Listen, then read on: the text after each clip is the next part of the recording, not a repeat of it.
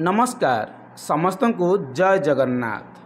आपण माने समस्ते जानिचंती पेरिस ओलंपिक रे भारत को प्रथम मेडल मिली। चलंतु आज आलोचना करिबा।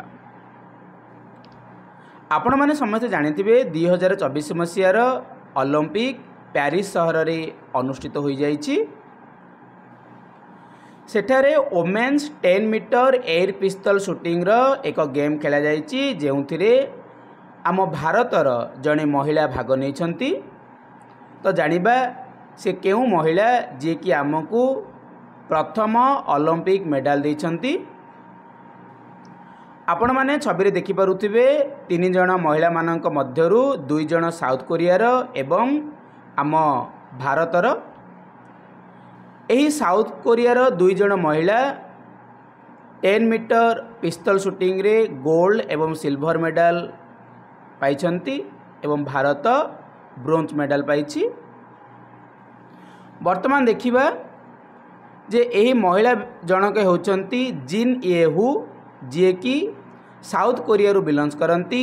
से गोल्ड मेडल पाइछंती 10 मीटर पिस्तल शूटिंग गेम रे। एवं ये होचंती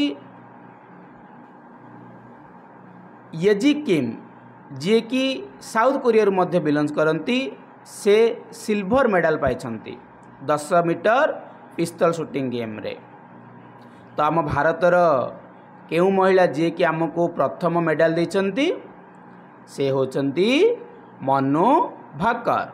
मन रखंतो मनु भाकर होचंती हरियाणार जड़े महिला जे कि आमको 2024 पेरिस ओलंपिक रे प्रथम मेडल देइछंती, ब्रोंज मेडल। आपण माने देखि पारुथिबे ब्रोंज मेडल।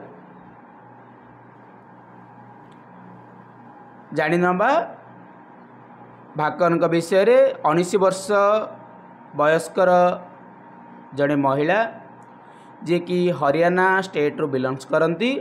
तो से जाट फैमिली रो जन्म नेछंती।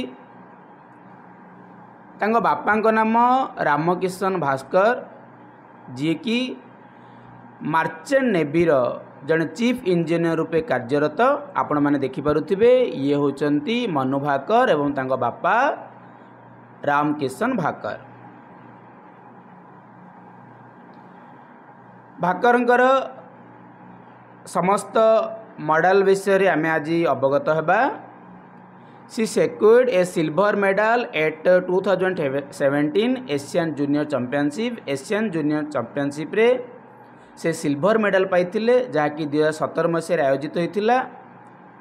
During the 2017 national game in Kerala Bhaker ओ 9 गोल्ड मेडल। 2017 मसीहार केरला ठारे जो नेशनल गेम होइथिला सेठारे भाकर 9टी gold medal पाइथिले।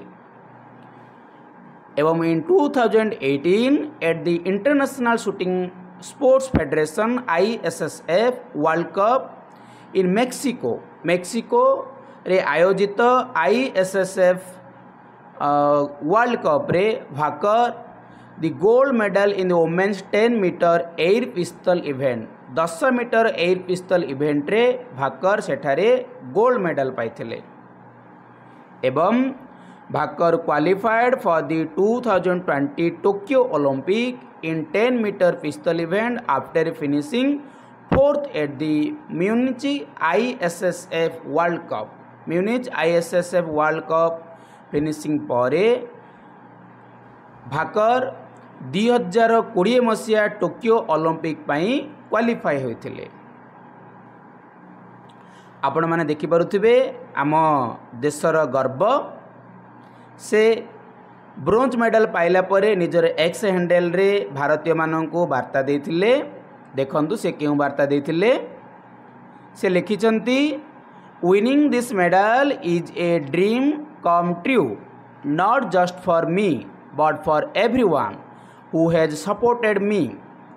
I am deeply grateful to the NRAI, SAI, minister of youth affairs and sports, coach Jaspal Rana sir, Haryana government and OGQ I dedicate this victory to my country for their incredible support and love।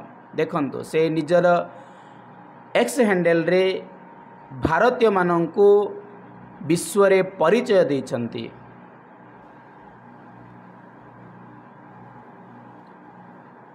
तो 2024 मसीहा Paris Olympic रो प्रथम medal देथिले Manu Bhaskar. ता सहित मन रखंतु जो मैंने गत Olympic रे आमको प्रथम मेडल देथिले से माने होचंती 2018 रे बेजिंग जो चाइनार बेजिंग सहर रे जो ओलंपिक आयोजन होइथिला सेठारे आमर अभिनव बिंद्रा सर आमको गोल्ड मेडल देथिले प्रथम गोल्ड मेडल। 2012 लंडन ठारे आयोजित ओलंपिक रे गगन नारंग आमको ब्रोंज मेडल देथिले प्रथम मेडल।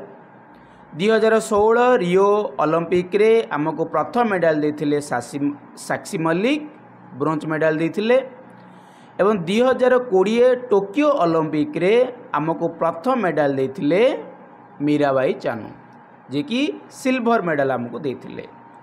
आपण माने जानि छथि 2024 वर्तमान प्रथम मेडल देछन्ते हमर मनु भाकर जहाँकि 2024 पेरिस ओलंपिक। तो आज सेक्शन केमिति लगिला समस्ते मतामत देबे। जो माने जेना सर यूट्यूब चैनल को सब्सक्राइब करना सब्सक्राइब करने ता सहित लाइक गोटे देबे एवं वीडियोटी को अधिक रु अधिक मात्रा रे शेयर करिवे। धन्यवाद समस्त को। जय जगन्नाथ।